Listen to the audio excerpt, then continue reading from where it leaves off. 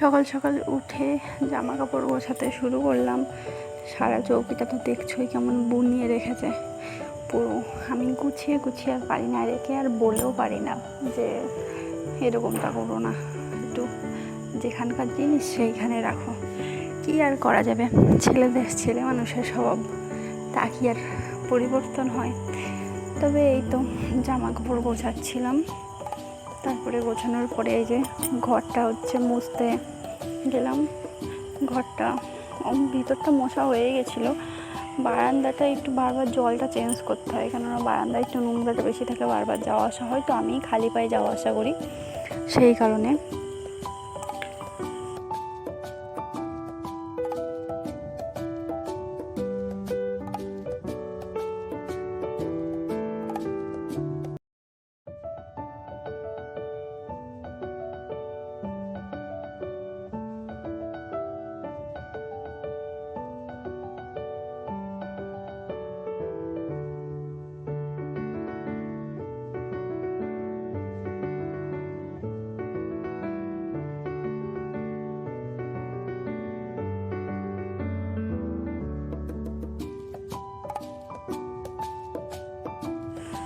তারপরে এই যে ঘর মোছা কমপ্লিট। তারপরে বাসি জামা কাপড় ছিল, সেইগুলো মা ধুয়ে দিয়েছিল, আমি একটু মেলে দিচ্ছিলাম।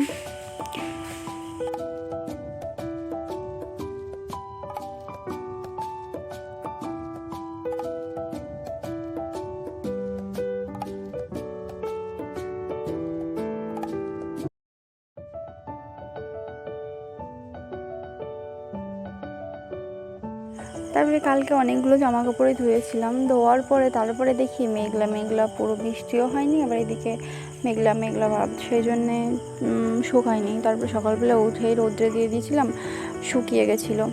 তারপরে যে জামা কাপড়গুলো এসে ভাঁজ করতে শুরু করলাম। গুছিয়ে না রাখলে উনি আসবেন, এসে ওর ওপরে শুয়ে পড়বেন, আর জামা কাপড় ধোয়া জামা কাপড়গুলো সব আমার ঘুটে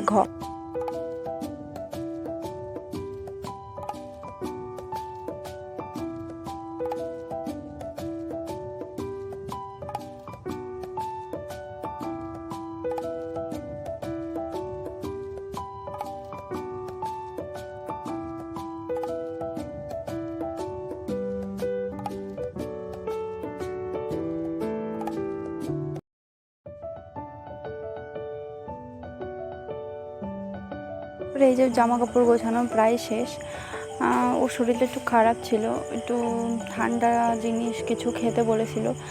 মাথাটাও এত গরম, মাথায় তেল নেয় না কিছু না, তাই একটু একটা পেস্ট বানিয়েছিলাম, কলা, মধু, নারকেল তেল, কিছুটা গোলাপ জল দিয়ে। তবে গোলাপ জলটা অপশনাল, আমি এটা বিয়ের আগে দিতাম। মাথাটা প্রচণ্ড ঠান্ডা, চান করার সময় পুরো মাথায় যখন জল ঢালায় পুরো মনে হয় বরফ, ফ্রিজের জল বাইরে এনে সেই ধোয়া হচ্ছে, এরকম একটা গায়ে জল ঢালা হচ্ছে, এরকম একটা বিষয়। তো দিন সারা রাতই ওর একটু ব্যথা করছিল, একটু শরীরটা খারাপ, সারা রাতেও ঘুমাতে পারিনি। তার জন্য ওর দুপুরবেলাতেও ঘুমাচ্ছিল না, তা মাথায় ওইটা দিয়ে দেওয়ার পরে এত ভালো ঘুমিয়েছে কি বলবো। কিছুটা বেঁচেছিল, আমিও চুলে নিয়ে নিলাম। চুলটা প্রচণ্ড স্মুথ হয়, সিল্কি হয়। চুল যদি ড্রাইনেস থাকে, ড্রাইনেসটাও কেটে যায়, চুলের পক্ষে খুবই উপকারী।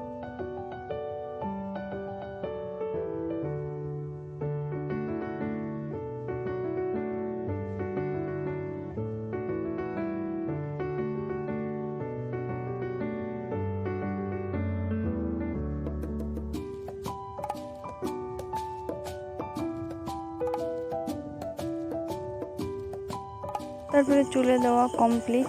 রাত্রেবেলা খেয়ে দিয়ে সবাই মিলে বসে অনেক দিন পরে একসাথে প্রচুর আড্ডা দিচ্ছিলাম, মা বাবা আমি। আড্ডা, এই যে আমাদের গল্প চলছে, এরকম আড্ডা অনেকক্ষণই চলছিল। তারপরে আমরা যে যার ঘরে ঘুমাতে গেলাম।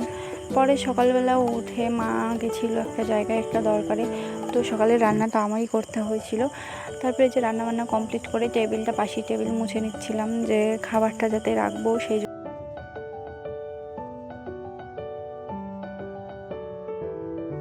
তারপরে জিনিসপত্রগুলো গোছগাছ করে গুছিয়ে এনে খাবার এক এক করে এনে রাখছিলাম। খাবার তেমন কিছুই করিনি, মা বলেছিল ভাত আর ডাল করতে, ভাতটা করে রেখে গেছিলাম, আমি ডাল আর আলু ভাজা করেছিলাম। তারপরে রান্নাঘরটা পুরো, শরীরটা আমারও তেমন খুব একটা ভালো ছিল না, সারা রাত জেগে ওর জন্য শরীর খারাপ করে, ব্যথা করে, পেটে ব্যথা করে, আমারও হচ্ছে রাত জাগতে হয়, সেই জন্য রান্নাবান্না করে আর গোছাইনি কিছু। তারপরে গোছগাছ করছিলাম কিছুটা। এই যে রান্নাঘর তো পুরো একদম যা তা অবস্থা ছিল, সব জিনিসপত্রগুলো, জলের বোতলগুলো ঘরে রেখে আসলাম, গুছিয়ে গাছিয়ে রান্নাঘরটা আবার দেবো ল্যাপা।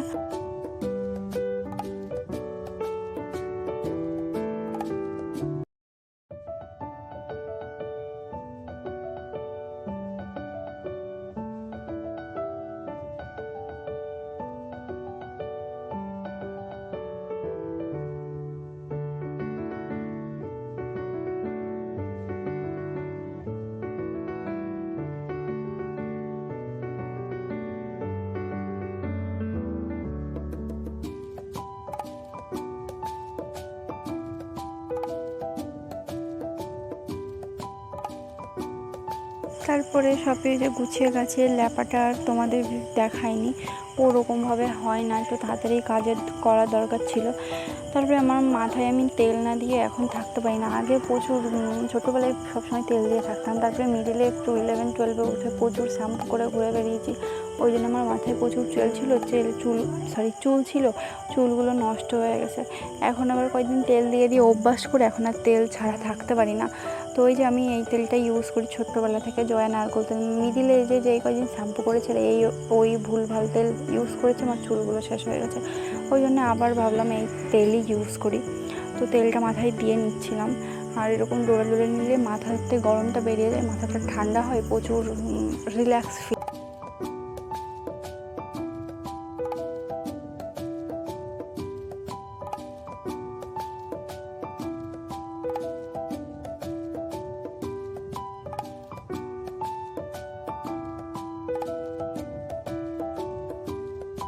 তারপরে এই যে তেল মাথায় চুপ করে দিয়ে একটু ম্যাসেজ করে নিয়ে ফুল তুলছিলাম। সকালবেলা ফুলটাও তোলা হয়নি, আগে সকালবেলা উঠে ফুল তুলি, রান্নাবান্না করে কাজ বাজ গুছিয়ে ফুলটা তুলছিলাম পুজো দেবো তাই। আমাদের এই গাছের আর ওই গাছের কিছু ফুল আছে, আর কিছু নীলকণ্ঠ ফুল এনেছিলাম ওই যে হাতে, তাই দিয়ে একটা ফুল গাছে রয়ে গেছিলো, দেখলাম চোখে পড়লো তাই তুলে নিলাম। মায়ের এই যে পানের বাড়িটা নোংরা হয়েছিল সেটাও পরিষ্কার করলাম। তারপরে ও আবার কী যেন একটা করতে চটি নিতে গেছিলো। তারপরে এই চলছে আমাদের যাওয়ার আসা।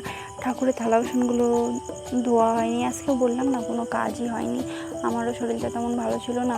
যাই হোক, ঠাকুরের থালা বাসন ধুয়ে চান করে পুজো দিয়ে সন্ধ্যাবেলা একটু রেডি হয়েছিলাম, এক জায়গায় যাবো তাই। আর এই যে কোন জায়গায় গেছি এত সেজে গুজে, সেটা দেখতে পাবে তোমরা কালকে। তো ওয়েট করতে থাকো আর দেখতে থাকো আমার ব্লগ।